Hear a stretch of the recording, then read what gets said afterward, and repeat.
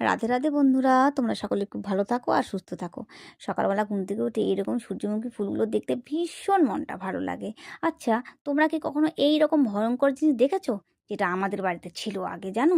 মাটির বাড়ি ছিল, মাটির বাড়িতে কি মনে হয় বলো তো? আমরা ওদের বাড়িতে ভাড়াটিয়া থাকি, সব সময় আমাদেরকে কামড় দেয়। আমার একদিন ভীষণ রাগ হয়েছে। আমি বড়বাবুকে বলেছি, তুমি কাজ বন্ধ করে দিয়ে এদেরকে তাড়াও, নাহলে আমি চলে যাব বাড়ি থেকে কিন্তু। তারপর দেখো, কোঠার উপর উঠে, মাটির ঘরের কোঠা ছিল, কোঠার উপর থেকে উঠে এত বড় একটা বাসা, যেন মনে হয় যে ওদেরই বাড়ি এটা, আমরা থাকি।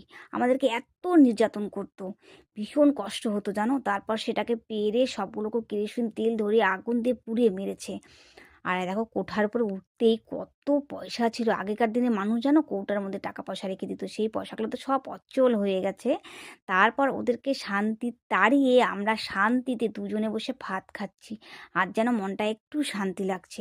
এদের অত্যাচারে বাড়িতে টিকতে পারছিলাম না।